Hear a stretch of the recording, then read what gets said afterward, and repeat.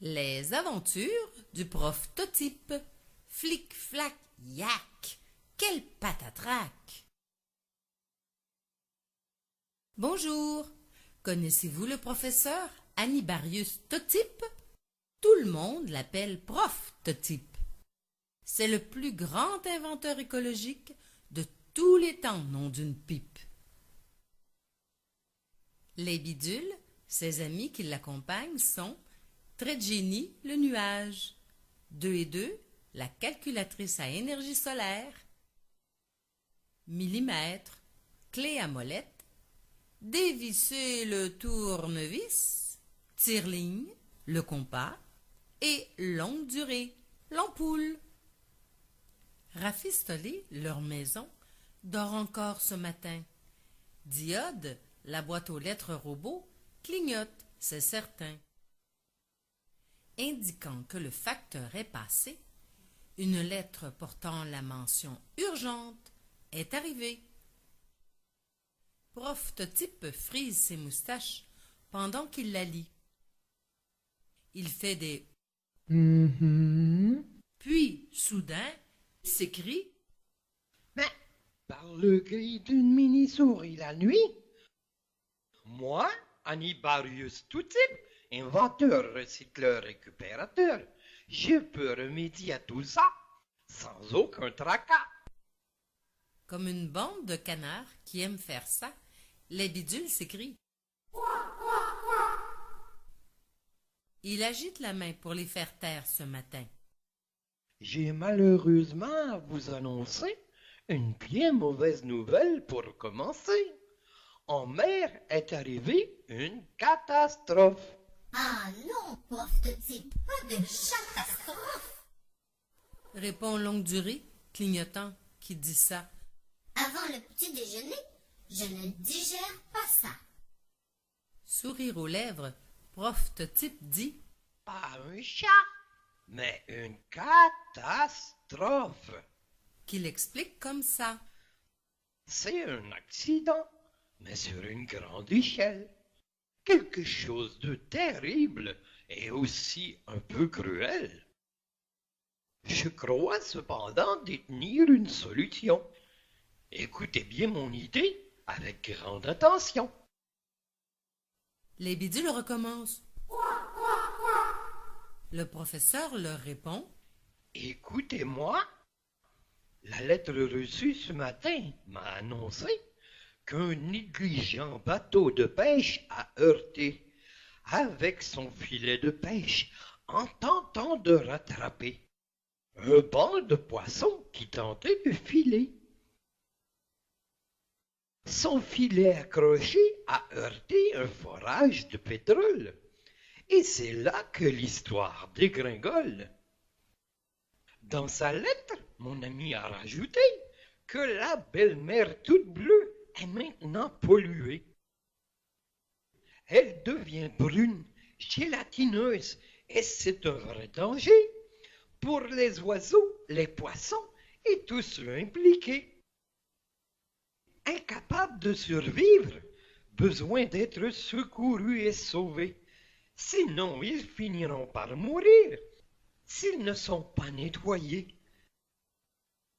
Mais le pire est que personne n'arrive à boucher cette fuite de vase puante sous la mer qu'il a qualifiée de flic-flac-yac. Quelle patatrac! Venez vite à notre secours, même en kayak.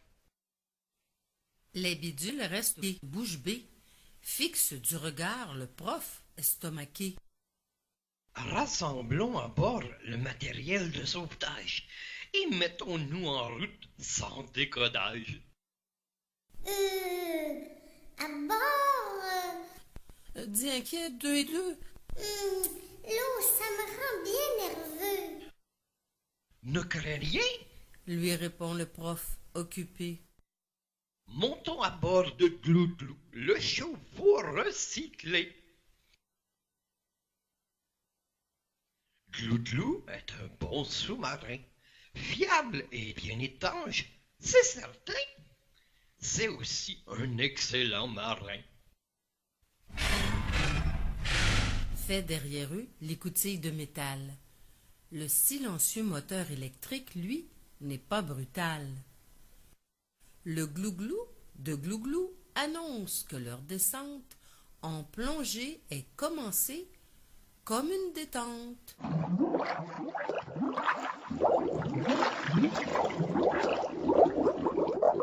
Tredjini demande à Millimètre. Mais non, c'est la vibration du moteur, il me semble.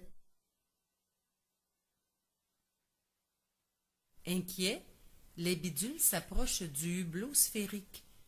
N'ayez crainte, mes amis, quittez cette air tragique. Le prof les rassure en disant J'ai récupéré ce gros bocal à poisson au milieu que j'ai coupé, puis recyclé pour l'utiliser comme hublot, mieux que des fenêtres pour voir sur les côtés. Pas nabo. Millimètre s'approche et crie. Un monstre dehors! Tirling éclate de rire et dit Y a rien dehors, Totor. C'est le reflet de ton image, déformé par le hublot, petit joujou.